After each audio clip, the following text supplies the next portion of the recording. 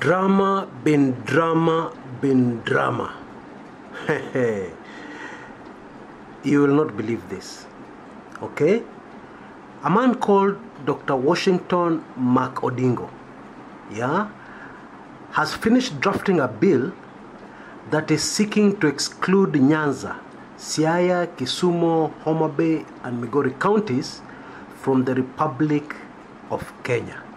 In other words, this man is seeking to force a secession of Nyanza away from the rest of Kenya. In simpler terms, this man is representing a husband who is kicking the wife out of the house. At least that's the way he and his party Jubilee are looking at it.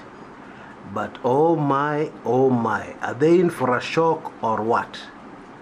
Why am I saying they're in for a shock? What do I mean? I'll be back very shortly after this message that is of great importance to all of us. I'll be right back.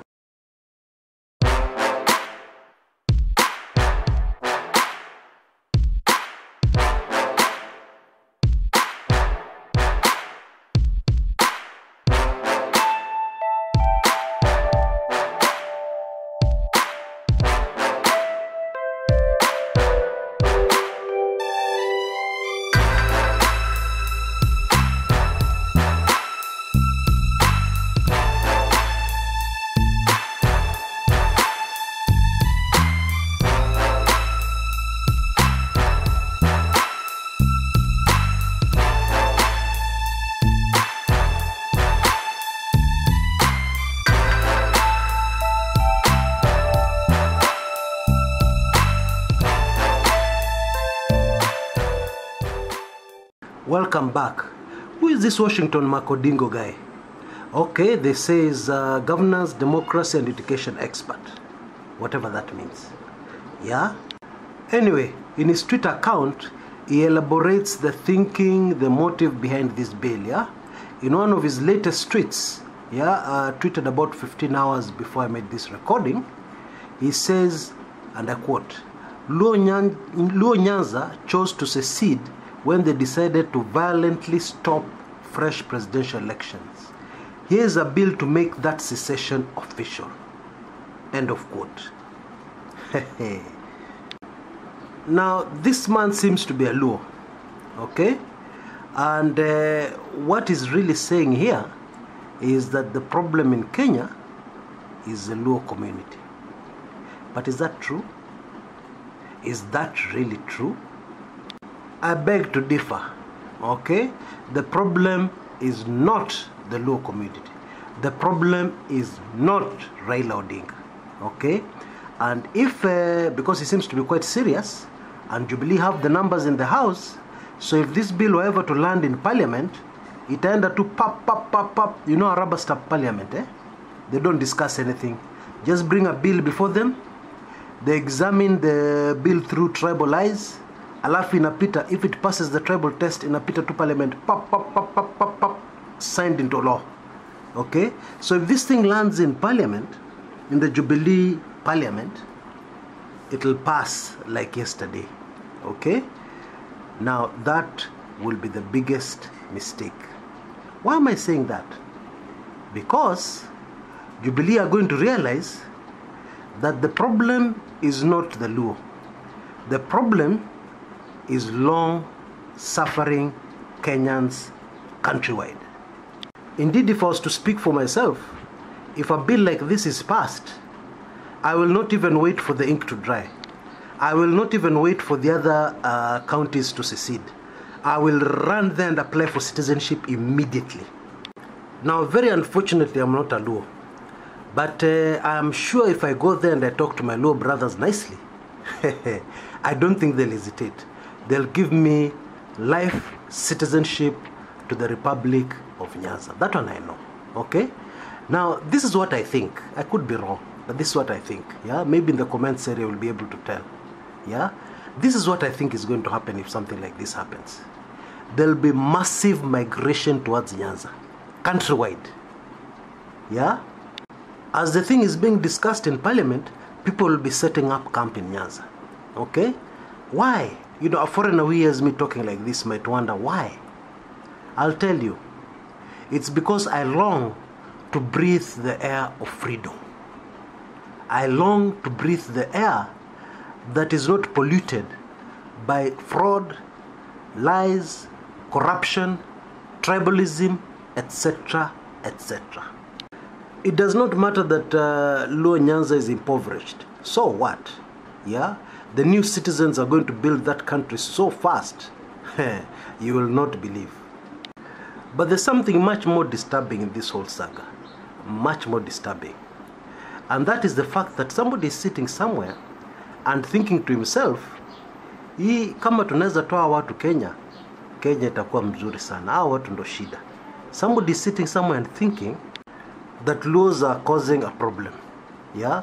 Somebody is sitting somewhere and thinking that once he has Luos out of his hair, yes, things are going to be better for them. Hey, I don't know if you see things the way I do, but that is deeply disturbing. Yes?